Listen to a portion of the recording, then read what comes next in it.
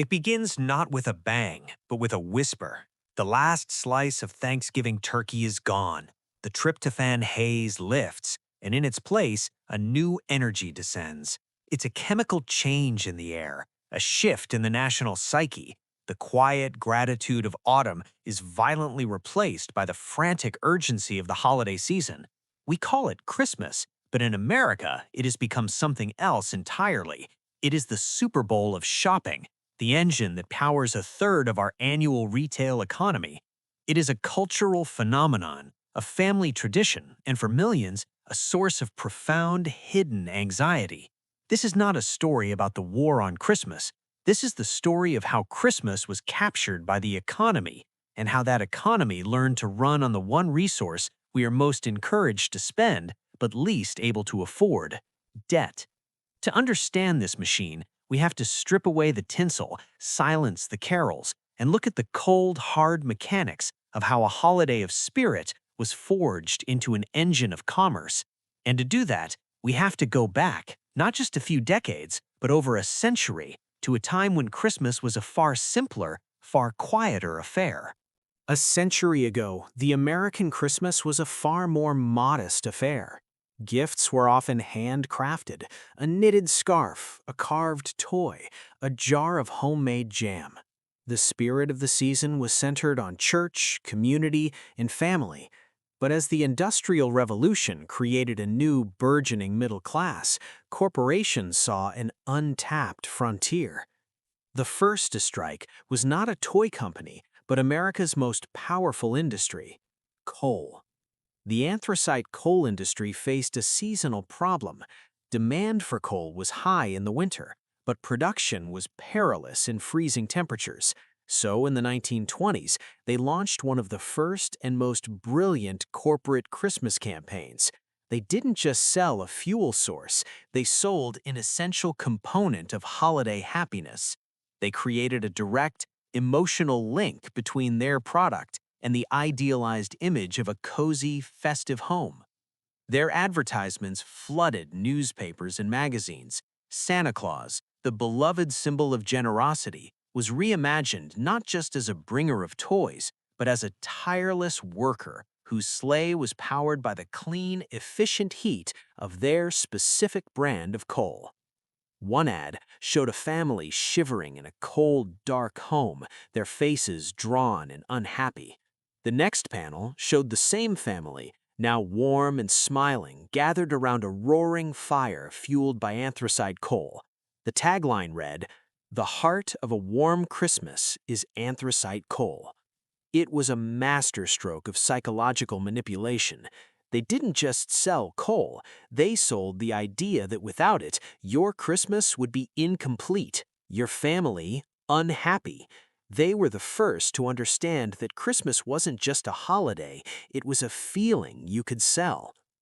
But the true architect of our modern Christmas wasn't a marketer, he was a master manipulator of the human mind.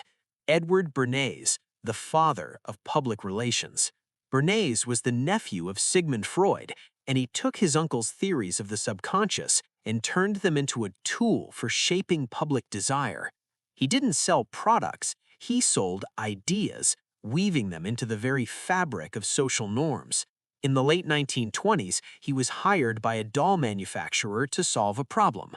Girls were only playing with dolls until they were about 10, after which they lost interest. Bernays' solution was a masterstroke of psychological manipulation.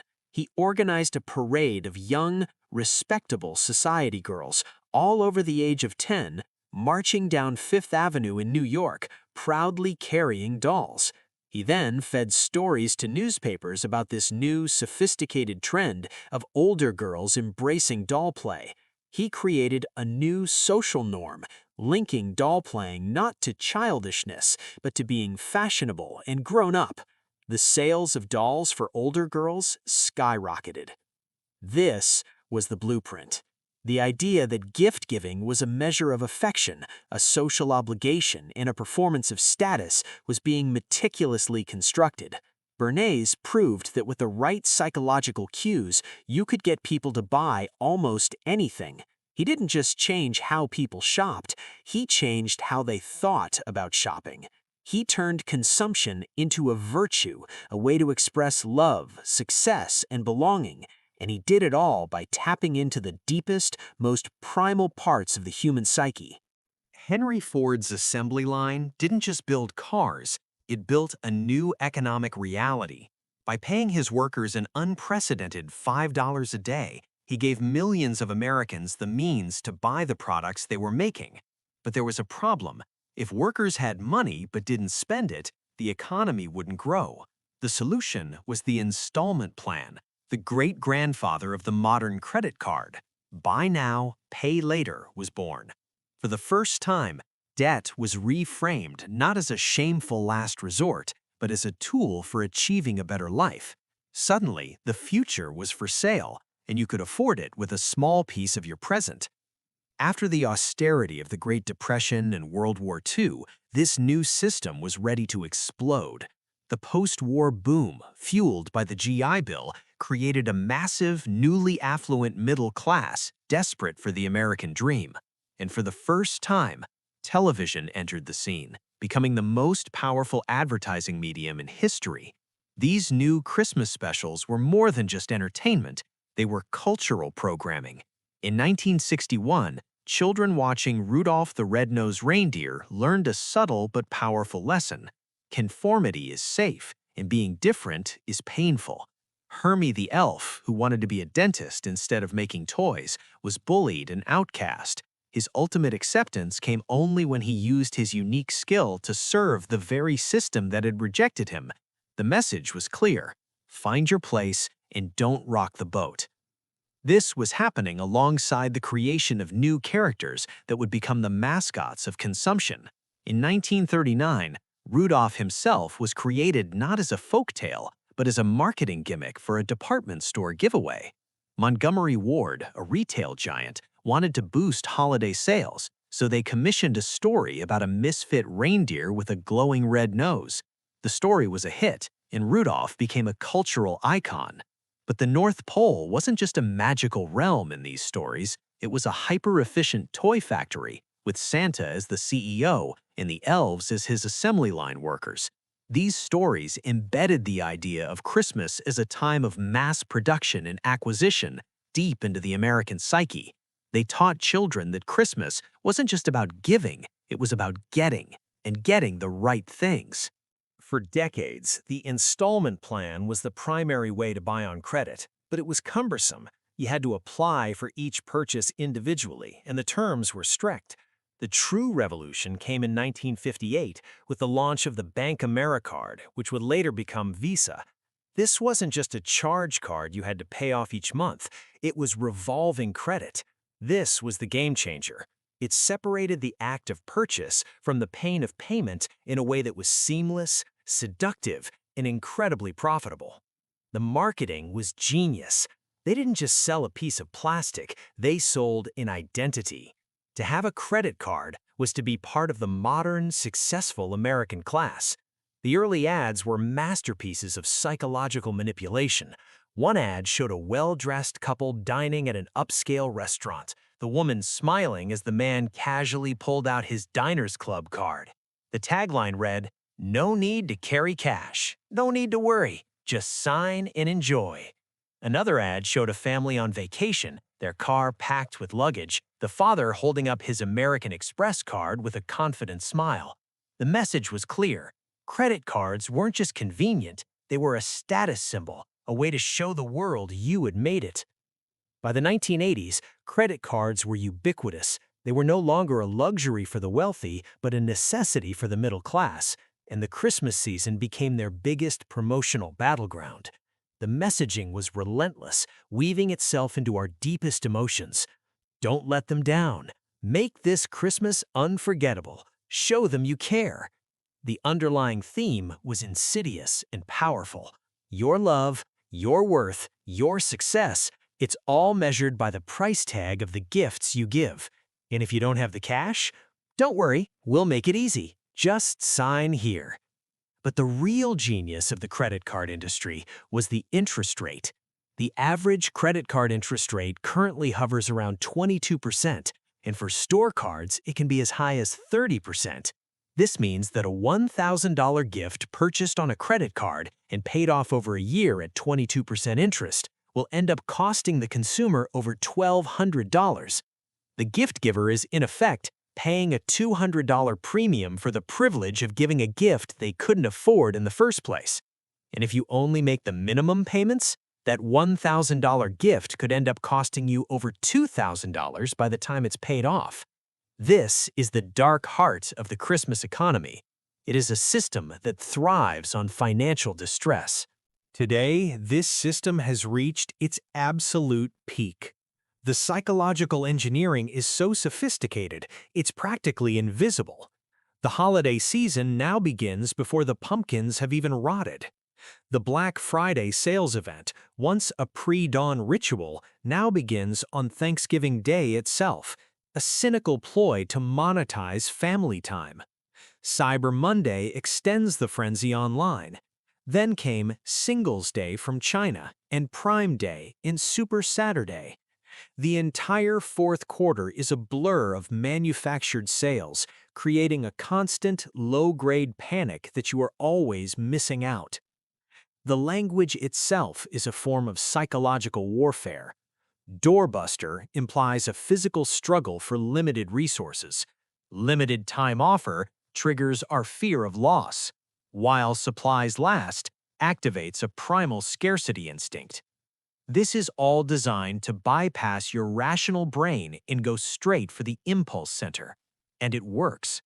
The average American spends over $1,000 during the holidays, and a huge chunk of that is put on credit. The Federal Reserve tracks this spike every single year. It's as predictable as the changing seasons. And for the banks, it's the most wonderful time of the year. But the psychological manipulation doesn't stop there. Retailers use a tactic called high-low pricing, where they inflate the price of an item before a sale to make the discount seem more dramatic. That 50% off deal? It might not be a deal at all. And those doorbuster sales? They're designed to get you in the store, where you'll likely buy more than you intended. It's a psychological game, and consumers are the pawns. The rise of social media has taken this manipulation to a whole new level. Every December, our feeds are flooded with images of flawless decorations, extravagant gifts, and picture-perfect family moments. These posts don't just show what people are doing, they show what we're supposed to aspire to. And for many, the only way to keep up is to spend. A 2022 study by Credit Karma found that 40% of Americans feel pressured to overspend during the holidays, and 30% have gone into debt to meet those expectations. This isn't just about materialism, it's about belonging. In a culture that equates spending with love, not participating can feel like a failure. This is where the dark truth is revealed. It's not just about spending money you don't have, it's about the brutal math of interest. Let's say you spend $1,000 on gifts for your family. You put it on a credit card with an average interest rate of 22%. If you only make the minimum payments, it will take you over 5 years to pay off, and you will have paid nearly $700 in interest. That $1,000 in love just cost you $1,700. You didn't just buy a gift, you bought a multi-year financial burden. The system is designed so that the retailers, the banks, and the credit card processors all win. They get their sales, their transaction fees, and most importantly, their high-interest income streams that will keep you paying for years. The consumer, meanwhile, starts the new year with a financial hangover that can take months or even years to recover from. The stress is immense. Studies have linked post-holiday debt to increased rates of depression, anxiety, and even marital conflict. The very season that is supposed to be about peace and joy becomes a source of profound personal and financial misery. But the consequences go beyond just money. The pressure to provide a perfect Christmas can lead to emotional burnout, family conflict, and even physical health problems. A 2021 study published in the Journal of Family and Economic Issues found that people with high levels of debt are more likely to report poor health, including chronic conditions like hypertension and heart disease. The stress of debt can also lead to sleep deprivation, which weakens the immune system and increases the risk of illness. The holidays, a time when we're supposed to be resting and recharging, become a time of exhaustion and anxiety. And the cycle is self-perpetuating.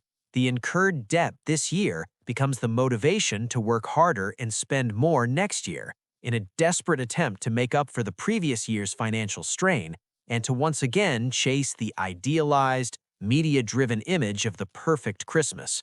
The system is not broken, it is working exactly as designed. It is a closed loop of manufactured desire fueled by easy credit that keeps the gears of the American consumer economy grinding. The most tragic part is that this debt creates a self-perpetuating cycle. The financial stress from last Christmas becomes the motivation to work even harder and spend even more this year, in a desperate attempt to create the perfect holiday you see in the commercials. But what if we refused to play along? What if we reclaimed Christmas for ourselves? The way out is not to reject the holiday, but to reclaim it. It starts with a conscious decision to separate the genuine spirit of the season, connection, gratitude, generosity, from the economic machinery that has co-opted it. This means setting a budget and treating it as a sacred boundary, an act of self-preservation. It means having honest conversations with loved ones, suggesting a shift from a frenzy of acquisition to a focus on shared experiences. It means understanding that the most powerful gifts you can give this year, to your family and to yourself, is to prove that assumption wrong. The greatest wealth is not what is in your wallet, but what is in your heart. This Christmas, don't go into debt for a memory. Build a memory that is priceless.